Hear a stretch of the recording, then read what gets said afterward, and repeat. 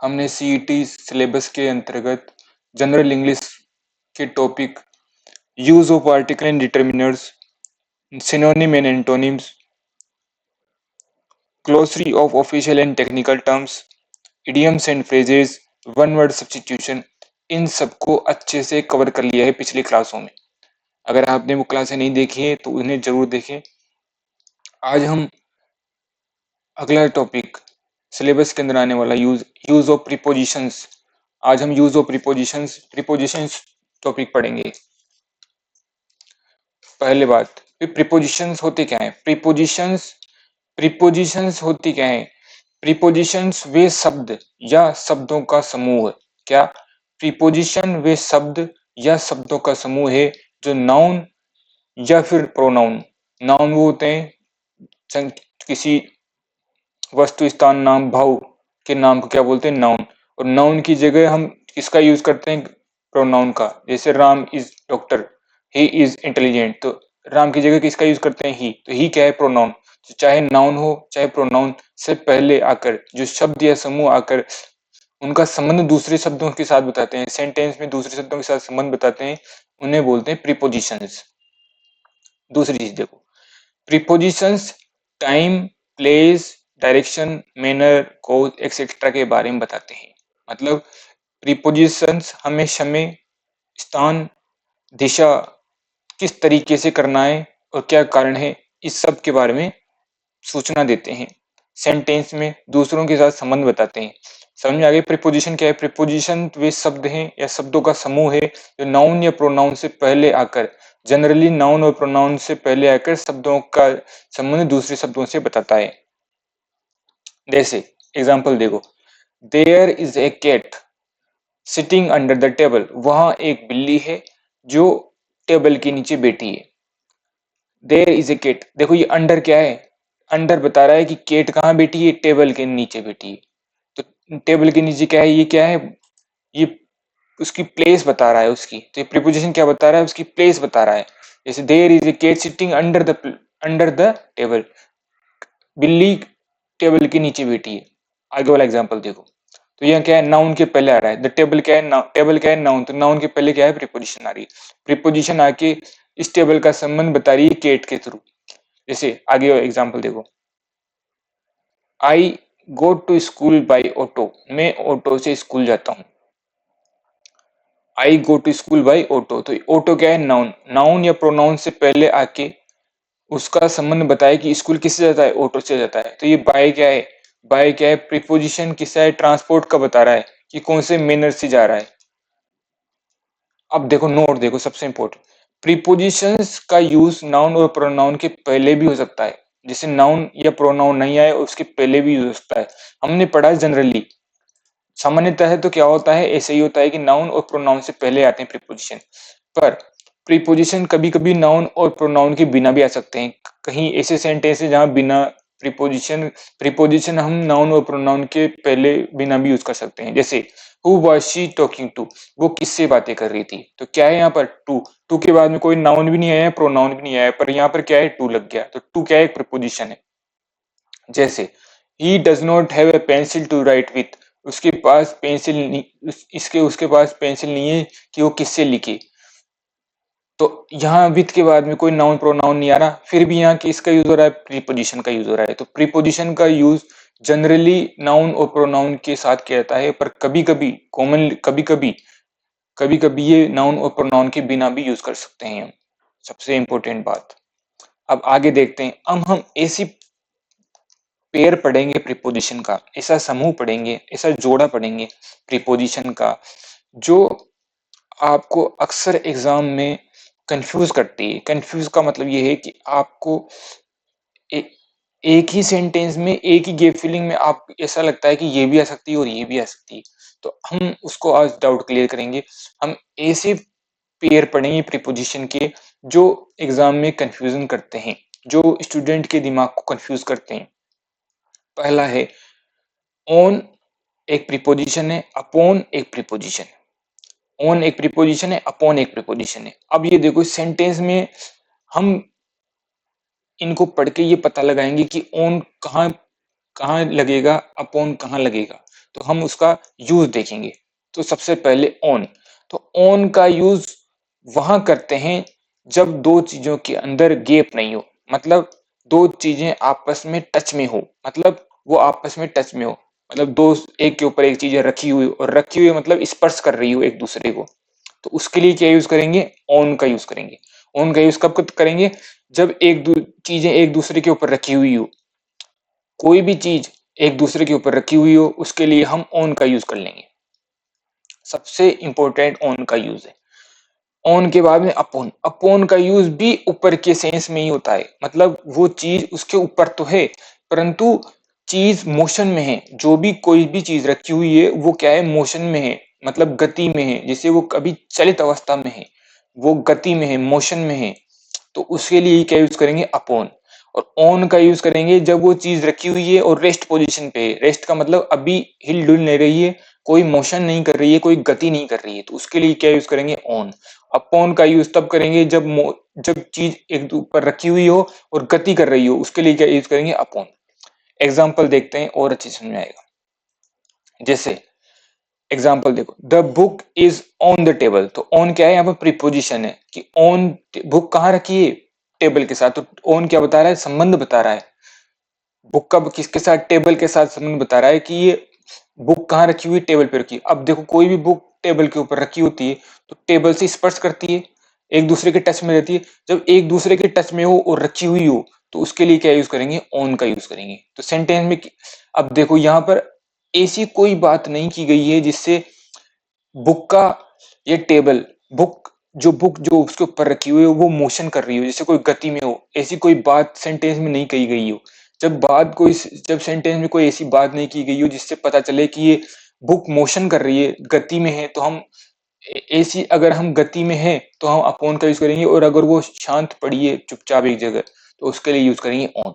आगे वाला एग्जाम्पल देखो, the cat jump upon the rat, तो देखो अपॉन को थोड़ी देर के लिए भूल जाओ आप, यहाँ क्या है, फिल इन द ब्लैंक्स है, the cat jump the rat, jump क्या कर रहा है, मोशन कर रही है, कैट क्या कर रही है, बिल्ली क्या कर रही है, मोशन कर रही है, मोशन क्या कर रही है, गति कर रही है वो, कि वो झपट्टा भर के चूहे के ऊपर आ रही है, तो है तो चूहे के ऊपर पर झपट्टा भर के ऊपर आ रही है, ऊपर आ रही है, कूद रही है, जैसे द कैट जंप्ड, बिल्ली ने जंप किया रेट के ऊपर, तो ऊपर तो है ये, पर ये क्या है, गति कर रही है अभी इस टाइम, क्या कर रही है, सेंटेंस में इस पढ़ के सेंटेंस को पढ़ के क्या लगता है, मोशन, मोशन का कैसे पता चलेगा, यहाँ देखो जंप यूज हुआ है, जंप का मतलब होता है कूदना, कूदना का मतलब होता है क्रिया कर रही है अभी वो, जब क्रिया करे, जब जब कोई चीज ऊपर रखी हुई और वो क्रिया करे, मोशन करे, तो उसके लिए क्या करेंगे, अपॉन का यूज करेंगे, क्योंकि यहाँ ऊपर होने के साथ केट रेट के ऊपर तो है, बिल्ली चूहे के ऊपर बिल्ली तो है, पर वो क्या है, मोशन कर रही है भी, तो उसके लिए क्या यूज करेंगे, अपॉन का यूज करेंगे।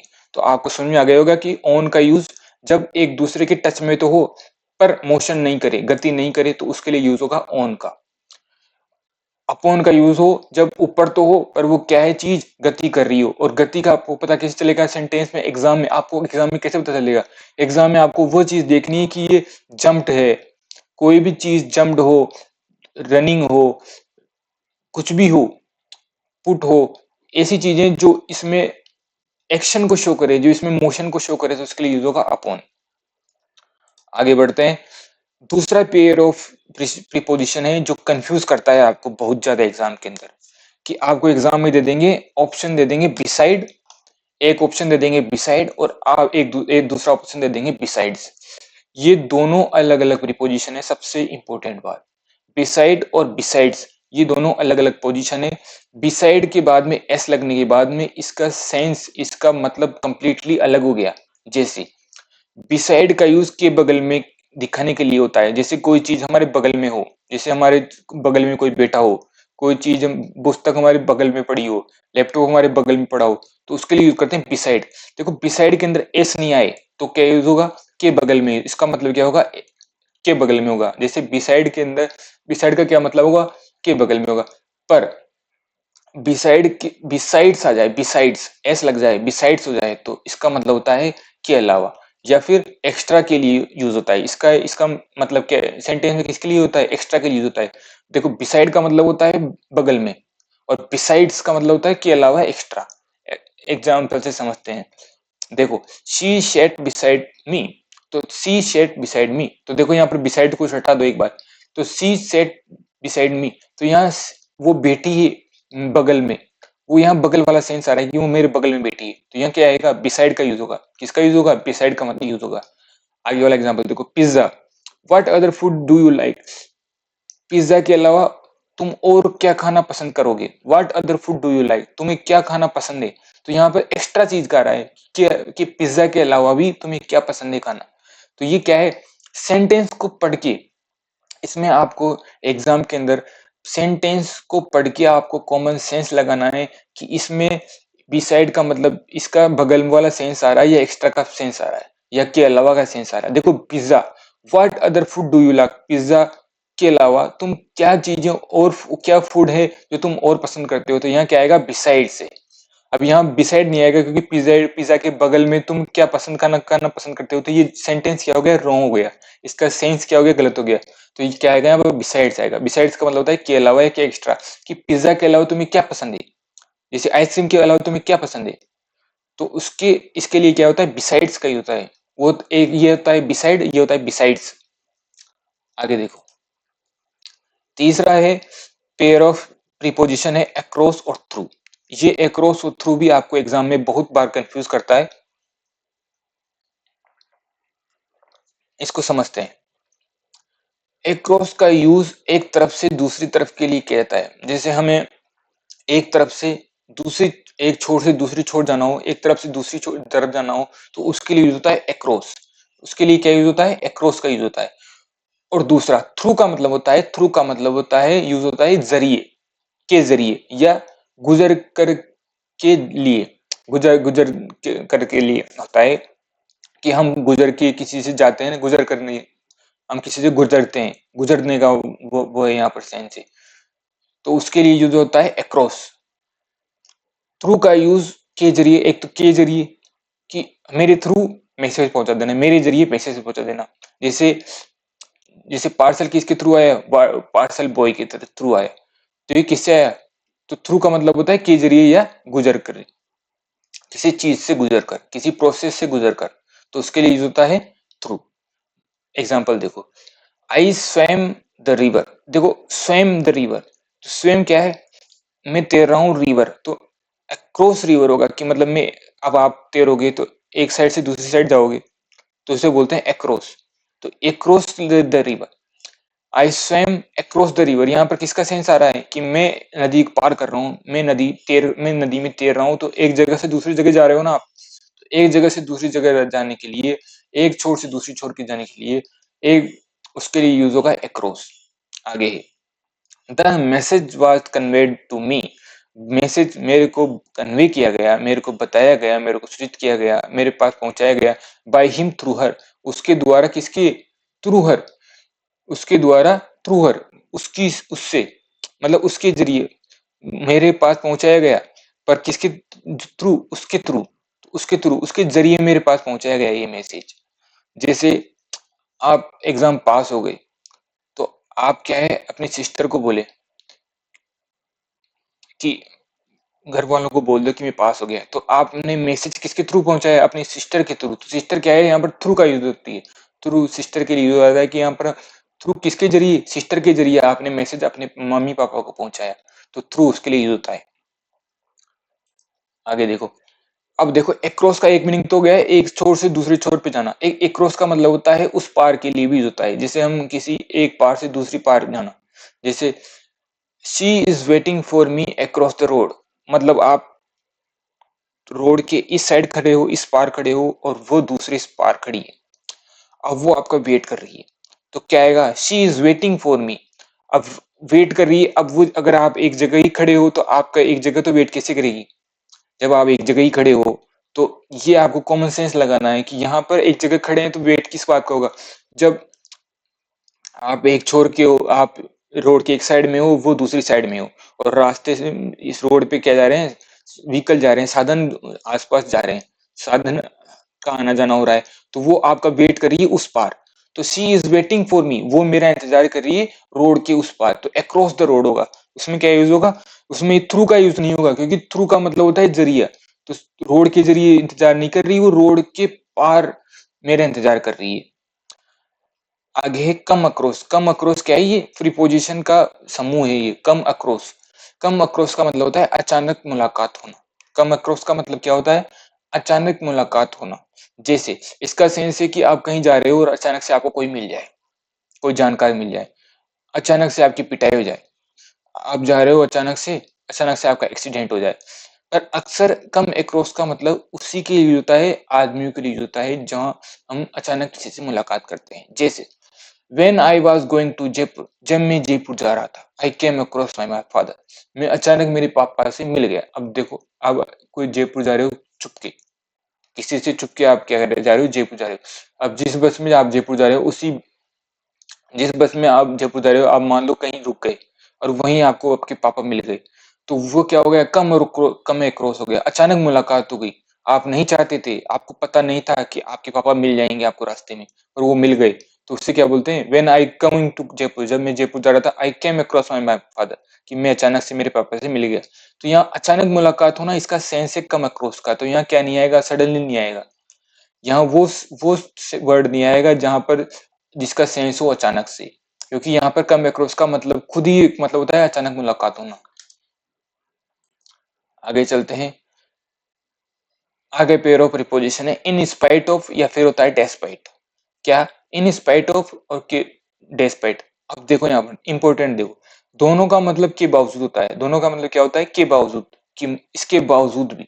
तो इन स्पाइट ऑफ और डेस्पाइट, मीनिंग वाइज दोनों में कोई डिफरेंस नहीं है। सबसे पहली बात कि मीनिंग वाइज दोनों में, दोनों का अर्थ समान है, दोनों का मतलब समान है।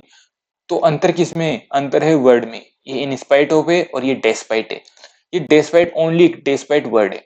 जैसे एग्जांपल देखते हैं, in spite of working hard she failed, मेहनत करने के बावजूद भी वो फेल हो गई। तो इन स्पाइट ऑफ क्या है? के बावजूद। मेहनत करने के बाद, बहुत ज्यादा हार्ड मेहनत करने के बाद भी वो क्या हो गई? फेल हो गई। तो यहाँ होना तो क्या चाहिए था? पास होना चाहिए था, कि मेहनत करी पास हो गई। पर यहाँ क्या है? मेहनत करने के बावजूद, मतलब ये सेंटेंस में कॉन्ट्राडिक्शन पैदा कर रहा है। इस सेंटेंस में ये कॉन्ट्राडिक्ट कर रहा है, इसके अपोजिट वाला सेंस दे रहा है कि हार्ड मेहनत करने के बाद भी वो क्या हो गई? फेल हो गई। तो इन स्पाइट ऑफ यूज होगा या डिस्पाइट यूज होगा, दोनों यूज हो सकते हैं।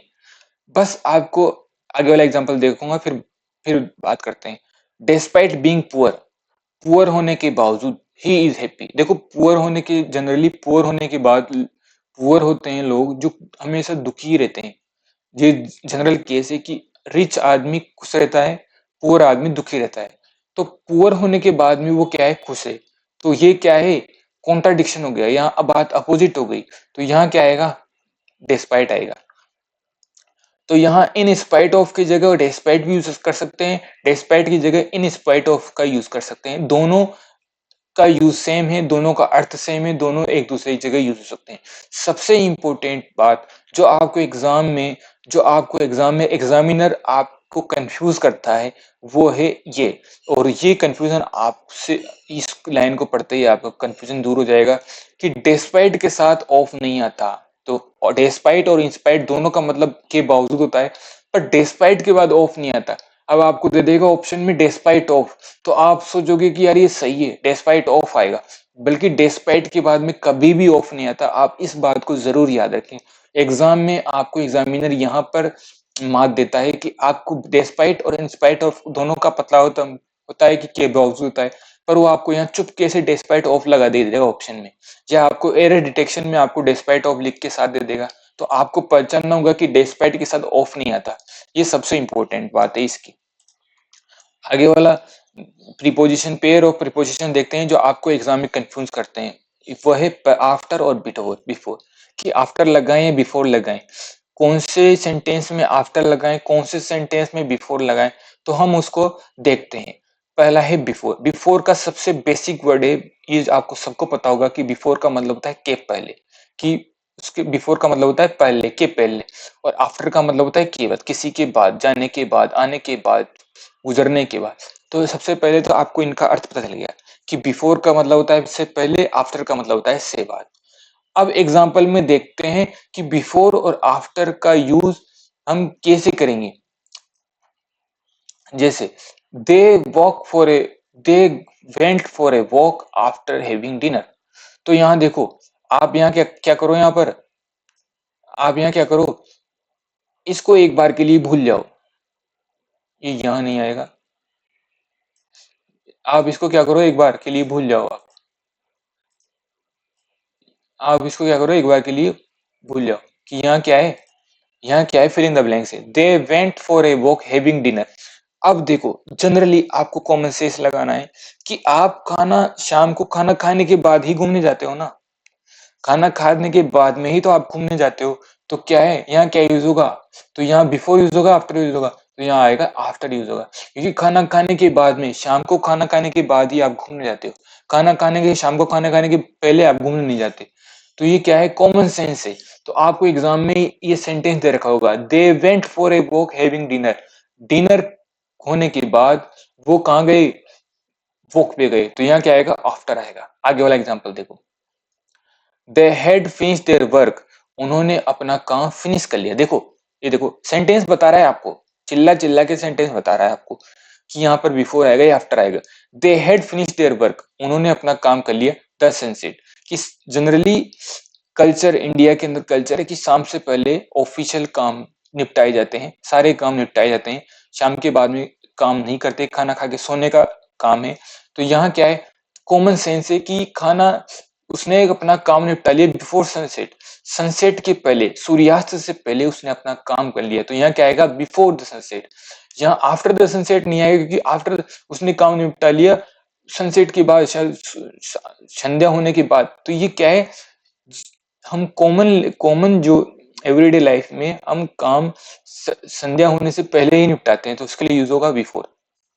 तो नोट देखो आप, बिफोर और आफ्टर वाले सेंटेंस में सीक्वेंस ऑफ टाइम को आइडेंटिफाई करना सबसे इंपॉर्टेंट है। अगर आपको सेंटेंस में, अगर आपको एग्जाम के अंदर सेंटेंस दे दे और सेंटेंस के अंदर बिफोर और आफ्टर दोनों दे दे ऑप्शन में, तो आप सेंटेंस को पढ़ के सीक्वेंस ऑफ टाइम बताओ कि पहले कौन सी चीज होगी और बाद में कौन सी चीज होगी। तो आप अगर ये जान लोगे कि जैसे आपको एग्जाम में, जैसे आप पेपर देने बैठ रहे हो, तो आपको पहले पेपर दिया जाएगा, उसके बाद में ही आप पेपर सोल्व करना स्टार्ट करोगे। ऐसा नहीं होगा कभी भी कि आपको पेपर ही न दिया गया हो, पेपर बाद में दिया गया हो, आप सब सोल्व पहले करने लग जाए। तो ये एक सेंटेंस ही अपने आप में गलत हो गया, क्योंकि इसका सीक्वेंस ऑफ टाइम गलत है। समझे आप? तो आपको सीक्वेंस ऑफ टाइम समझना है कि पहले कौन सा काम होगा, बाद में कौन सा काम होगा। तो पहले कौन सा काम होगा, बाद में कौन सा काम होगा, इसके इसके साथ ही आप उसको आसानी से आप उसमें बिफोर आफ्टर लगा सकते हैं। इसके आगे हम अगली क्लास में पढ़ेंगे, कंटिन्यू करेंगे। अब आपको एक बार में जल्दी जल्दी प्रीपोजिशन रिवाइज करवा देता हूँ कि हमने आज की क्लास में क्या पढ़ा। देखो, सबसे पहले तो हम प्रीपोजिशन पढ़े आज। प्रीपोजिशन वे शब्द हैं या शब्दों का समूह है जो नाउन या प्रोनाउन के पहले आता है generally. Preposition time, place, direction, manner, excuse, extra बताता है कि सेंटेंस में टाइम, कोज, प्लेस इनके बारे में सूचना देता है। जैसे ये एग्जाम्पल्स है इसके। अब देखो, प्रीपोजिशन का यूज जरूरी नहीं है कि नाउन और प्रोनाउन के पहले भी हो। कभी कभी नाउन और प्रोनाउन नहीं आए तब भी हम प्रीपोजिशंस का यूज कर सकते हैं। तो इसमें ये याद रखना कि जनरली हम नाउन और प्रोनाउन के लिए के से पहले यूज करते हैं सेंटेंस में। पर कभी कभी हम नाउन और प्रोनाउन नहीं आए तब भी हम टू प्रीपोजिशन का यूज कर सकते हैं, जैसे यहाँ किया हुआ है। अब हमने पढ़ा कि प्रीपोजिशन के जो ऐसे पेयर, ऐसे जोड़े जो आपको कंफ्यूज करते हैं। ऑन का मतलब होता है चीज एक दूसरे के स्पर्श में हो, एक दूसरे की चीज के ऊपर रखी हुई हो, पर वो क्या है, मोशन में ना हो। और अपॉन का यूज हो, एक दूसरे के ऊपर रखी तो हो पर मोशन कर रही हो, तो उसके लिए यूज होंगे अपॉन का यूज करेंगे। हमने एग्जाम्पल देखे। फिर एक होता है बिसाइड और एक होता है बिसाइड्स। बिसाइड का मतलब होता है बगल में, और बिसाइड्स का मतलब होता है के अलावा या एक्स्ट्रा। तो एस लगने पे इन दोनों का मीनिंग में अर्थ आ रहा है, इन दोनों के अर्थ में बदलाव आ रहा है। बिसाइड का मतलब होता है के बगल में, और बिसाइड्स का मतलब होता है के अलावा। हमने एग्जांपल देखे। फिर देखो, अक्रॉस का मतलब होता है एक तरफ से दूसरी तरफ जाना, एक पार से दूसरी पार जाना, ये होता है अक्रॉस का मीनिंग। और थ्रू का मतलब होता है के जरिए, किसी के जरिए पहुंचाना। जैसे आपके पास मेल आई डाक के थ्रू, तो ये डाक क्या है, ये जरिया है। ये आप क्या है, पोस्टमैन क्या है, आपका जरिया है। जैसे आप जैसे आप यूट्यूब देख रहे हो किसके जरिए, नेट के जरिए, किसके जरिए देख रहे हो आप, नेट के, जब आपके पास नेटवर्क नहीं होगा तो आप कैसे देखेंगे। तो ये क्या है, यूट्यूब के अंदर क्लासेस कर रहे हैं तो आप किसके जरिए कर रहे हैं, नेट के जरिए कर रहे हैं, नेटवर्क के जरिए कर रहे हैं। जैसे एक अक्रॉस का एक मीनिंग होता है उसके के पार, किसी के पार होना, जैसे she is waiting for me across the road, वो उस रोड की दूसरी पार मेरा इंतजार करिए। अब होता है एक फ्रेज है कम अक्रॉस, कम अक्रॉस का मतलब होता है अचानक मुलाकात हो जाना। जैसे आप जा रहे हो, रास्ते में आपको कोई पुराना मित्र मिल गया जो आपको 5-6 साल में पहले नहीं मिला था, तो अचानक से कोई मित्र मिल गया आपको। जैसे आपको शादी फंक्शन में गए, अचानक से आपको कोई दुश्मन मिल गया आपका शादी फंक्शन में, जिसका आपने अंदाजा नहीं लगाया था, तो उसे बोलते हैं कम अक्रॉस। आगे है इन स्पाइट ऑफ और डिस्पाइट। देखो दोनों का मतलब होता है के बावजूद, दोनों का मतलब क्या होता है, के बावजूद, पर इन स्पाइट ऑफ और डिस्पाइट, पर सबसे इंपॉर्टेंट बात कि डिस्पाइट के साथ ऑफ नहीं आता। हमने पढ़ा आफ्टर और बिफोर, आफ्टर का मतलब होता है के बाद में, बिफोर का मतलब होता है से पहले।